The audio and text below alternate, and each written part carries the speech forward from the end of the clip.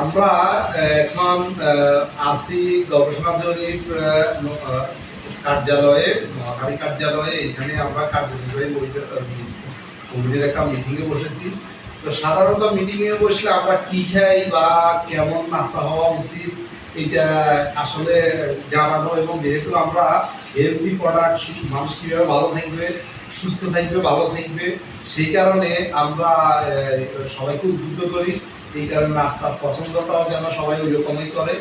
আমরা এখানে বসছি, আমরা যেভাবে নিয়মিত আমরা করি, আজকে আমরা সিদ্ধ ডিম, আজ আমাদের সামনে সিদ্ধ ডিম আছে, আমরা সিদ্ধ ডিমটা নিচ্ছি। আমরা এটা ডায়াবেটিসের জন্য বা একটু হেলথি, মিষ্টি ছাড়া এবং একটু হাইজেনিক একটা বিস্কিট আমরা নিয়েছি। আমাদের হার্বাল টি আছে এখানে।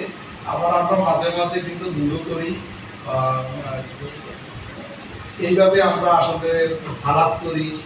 আমাদের একটা যে কোনো সময় একটা মিটিং আমরা সালাদ আইটেমটা দেখাবো। এই সালাদটা আসলে যদিও সালাদ, এইখানে আসলে বিভিন্ন প্রোটিন, কার্বোহাইড্রেট, ফাইবার সমৃদ্ধ খাওয়াগুলোকে, সবজিগুলোকে আমরা একাত্র করি, খাওয়ার উপযোগী করি। আমরা এটাকে নাস্তা হিসাবে নিই। তবে আজকে সময় স্বল্পতার কারণে এবং আজকে মিটিংটা দেরি হওয়ার কারণে আমরা আজকে করছি শুধু সিদ্ধ ডিম এবং একটা সামান্য বিস্কিট, আর আমাদের এইখানের এই প্রসেস করা হার্বাল ডিটক্স টি, এটা আমরা নিয়েছি।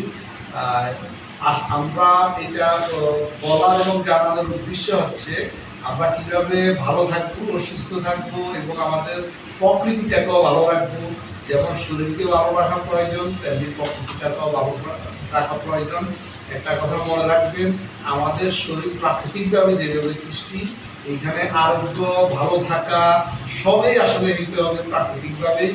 আমরা প্রকৃতিকে যতই দূরে ঠেলে দিচ্ছি, তত আমরা নানা রকম সমস্যা, নানা রকম রোগে আক্রান্ত হচ্ছি। সবাইকে ধন্যবাদ। আল্লাহ হাফেজ।